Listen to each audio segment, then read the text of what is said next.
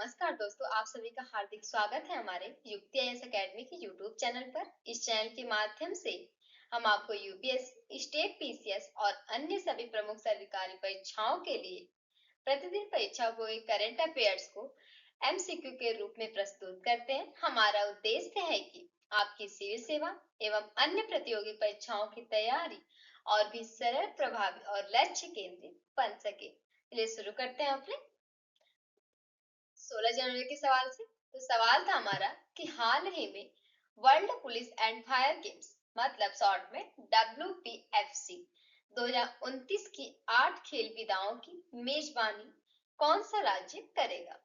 Question है हमारा, 4 विकल्प दिए इसमें। पहला है जिसमें से महाराष्ट्र, दूसरा है राजस्थान, तीसरा है गुजरात और चौथा है हरियाणा।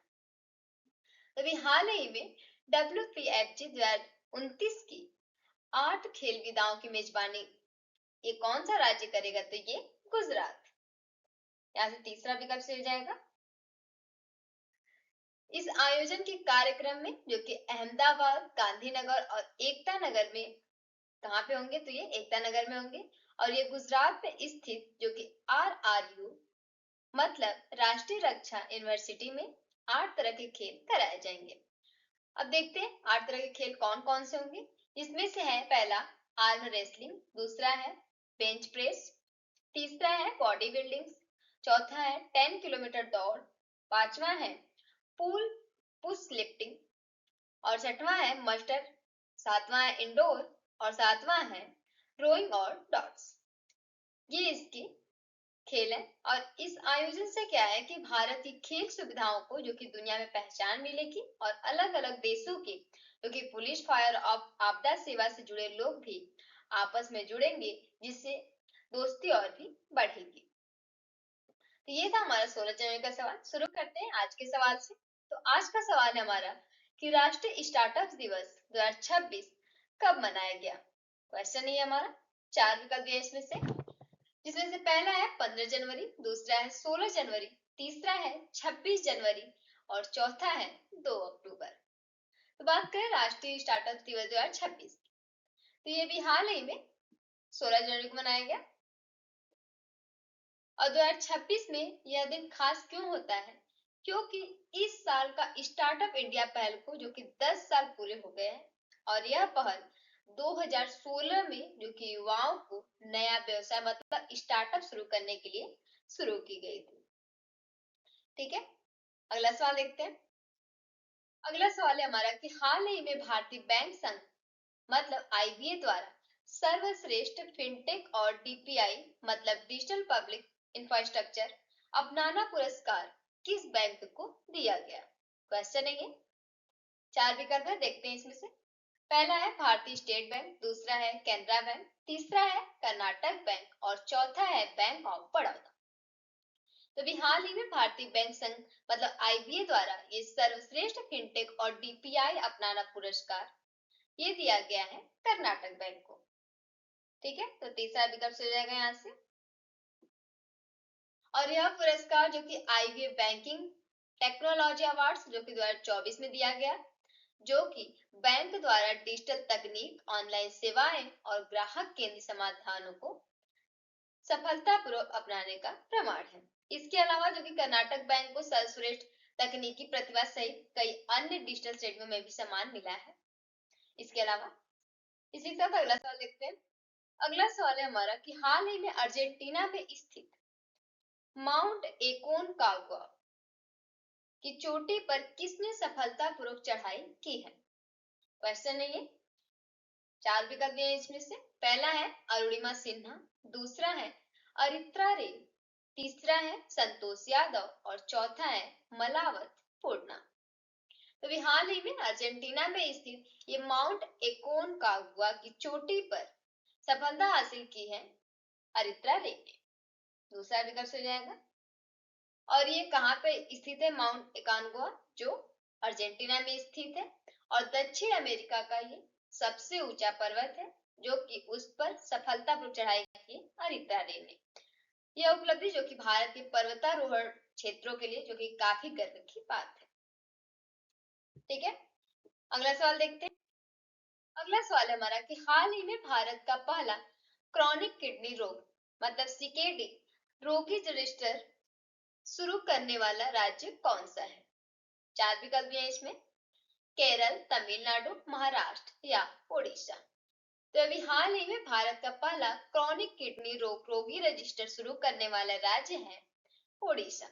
चौथा विकल्प से जाएगा ओडिशा, जो कि पहला राज्य बना है जिसने पूरे राज्य के क्रॉनिक किडनी रोग मतलब कि शॉर्ट में इसे सीकेडी बोलते हैं, ये रोगियों का रजिस्टर शुरू किया है इसने।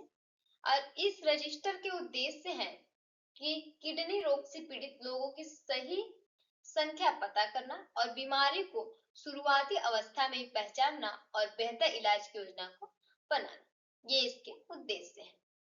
इसमें क्या है कि प्राथमिक स्वास्थ्य केंद्र मतलब पीएचसी से लेकर मेडिकल कॉलेज तो सभी स्वास्थ्य संस्थानों को सीकेडी मामलों की जानकारी देना अनिवार्य होगा। ये सभी इसके उद्देश्य थे। अगला सवाल देखते हैं। अगला सवाल है हमारा कि हाल ही में पुणे ग्रैंड टूर 2026 के लिए गुडविल एम्बेसडर के रूप में किसे नियुक्त किया गया? चार विकल्प है इसमें, विराट कोहली, सचिन तेंदुलकर, तीसरा है एम एस धोनी और चौथे हैं नीरज चोपड़ा। तो भी हाल ही में पुणे ग्रैंड टूर 2026 की बात करें तो इसके लिए गुडविल एम्बेसडर के रूप में नियुक्त किया गया है एम एस धोनी को। तीसरा विकल्प हो जाएगा। अब बात करते हैं पुणे ग्रैंड टूर की। तो ये भारत की पहली यूसीआई मान्यता प्राप्त जो कि 2.2 श्रेणी की अंतरराष्ट्रीय प्रोफेशनल रोड साइकिलिंग रेस है जो 19 से 23 जनवरी 2026 तक पुणे में आयोजित होगी। और धोनी को उनके अनुशासन, फिटनेस, नेतृत्व क्षमता जो कि मानसिक मजबूती के कारण चुना गया है। इससे क्या है कि भारत में साइकिलिंग जैसे खेलों को बढ़ावा मिल सके और युवाओं को जो कि काफी प्रेरणा मिले। ठीक है, अगला सवाल देखते हैं। अगला सवाल है हमारा कि हाल ही में जेईएम की कौन सी पहल ने महिलाओं को सशक्त बनाते हुए 7 साल पूरे किए? क्वेश्चन है ये, चार विकल्प है इसमें, देखते हैं। पहला है मुद्रा योजना, दूसरा है स्टार्टअप इंडिया, तीसरा है वुमेनिया पहल और चौथा है स्टैंड अप इंडिया। तो इसमें तीसरा विकल्प सही जाएगा, वुमेनिया पहल। हाल ही में जेईएम की कौन सी पहल ने महिलाओं को सशक्त बनाते हुए 7 साल पूरे किए? तो वुमेनिया पहल ने। यह पहल जो कि 14 जनवरी 2019 को शुरू की गई थी, याद रखेंगे। और इसका उद्देश्य है कि महिलाओं के नेतृत्व वाले छोटे और सूक्ष्म उद्यमियों को सरकारी खरीद में ज्यादा मौका देना, ये इसके उद्देश्य है। अब तक इस पहल के तहत जो कि 2 लाख से अधिक महिला नेतृत्व वाले उद्यमों को 80,000 करोड़ से अधिक के सरकारी ऑर्डर मिल चुके हैं और इससे महिलाओं को आर्थिक रूप से मजबूत बनने, सीधे सरकारी बाजार में जुड़ने और अपने व्यवसाय को और आगे बढ़ाने में काफी मदद मिली है। इसी के साथ अगला सवाल देखते हैं। अगला सवाल है हमारा कि दिसंबर 2025 के लिए ICC men's player of the month का अवार्ड किस खिलाड़ी को मिला है? क्वेश्चन है ये, चार विकल्प है इसमें, जो Root, Pat Cummins, Mitchell Starc या चौथा है स्टीव स्मिथ। तो बात करें तो दिसंबर 2025 के लिए कि ICC men's player of the month का अवार्ड किस खिलाड़ी को मिला? तो ये मिला है मिचेल स्टॉक। तीसरा विकल्प से जाएगा। आईसीसी मतलब इंटरनेशनल क्रिकेट काउंसिल होता है, इसमें जो कि चुना गया है इसे मिचेल स्टॉक को। और यह सम्मान उन्हें एसएस सीरीज में शानदार प्रदर्शन के लिए मिला, जहां उन्होंने दिसंबर महीने में कई मैचों में महत्वपूर्ण विकेट लिए हैं और ऑस्ट्रेलिया की सीरीज जीत में काफी बड़ी भूमिका निभाई है। इस अवार्ड से क्या है कि उनकी लगातार अच्छी गेंदबाजी और मैच जिताने की क्षमता को जो कि मान्यता मिली। अगला सवाल देखते हैं। अगला सवाल है हमारा कि हाल ही में भारत को कितने एफडीआई मतलब विदेशी निवेश प्राप्त हुए हैं? क्वेश्चन है ये, चार विकल्प है इसमें। पहला है 25 बिलियन डॉलर, दूसरा है 38 बिलियन डॉलर, तीसरा है 51 बिलियन डॉलर और चौथा है 75 बिलियन डॉलर। तो अभी हाल ही की बात है, भारत को जो कि $51 बिलियन प्राप्त हुए हैं। तो तीसरा विकल्प सही हो जाएगा यहाँ से। और यह निवेश जो कि इसलिए आया क्योंकि भारत में स्टार्टअप, नई तकनीक और मैन्युफैक्चरिंग पर ज्यादा ध्यान दिया जा रहा है।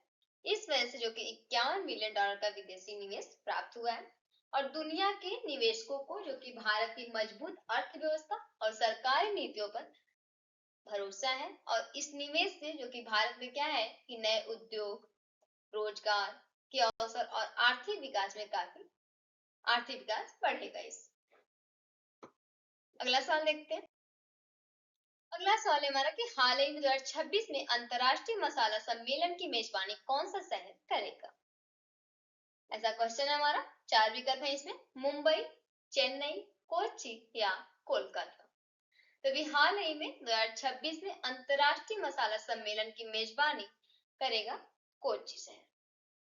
तो तीसरा विकल्प से जाएगा यहाँ से कोच्चि को, जो कि मसालों के व्यापार और निर्यात का पुराना और प्रमुख केंद्र भी माना जाता है। और जो कि यह घोषणा की गई है कि कोच्चि शहर 2026 में अंतरराष्ट्रीय मसाला सम्मेलन की मेजबानी भी करेगा। इस सम्मेलन से भारत के मसाला उद्योग और निर्यात और वैश्विक पहचान को काफी बढ़ावा मिलेगा। अगला सवाल देखते हैं। अगला सवाल है हमारा कि हाल ही में टीवीएस सप्लाई चेन सॉल्यूशंस ने किसे ग्लोबल सीईओ नियुक्त किया है? क्वेश्चन है ये।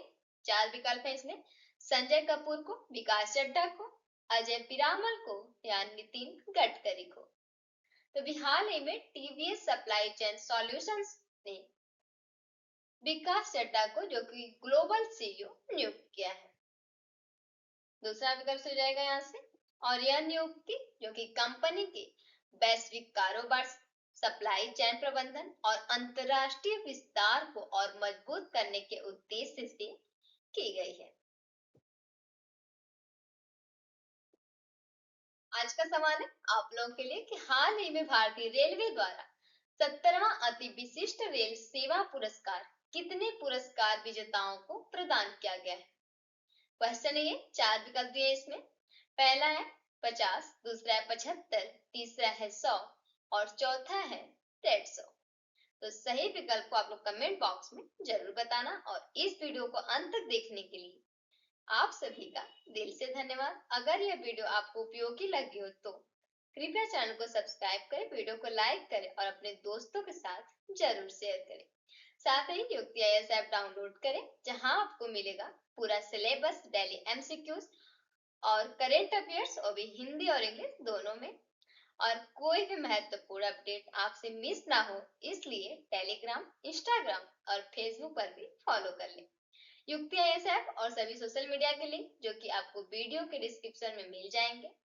आपकी सफलता ही हमारा संकल्प है। धन्यवाद।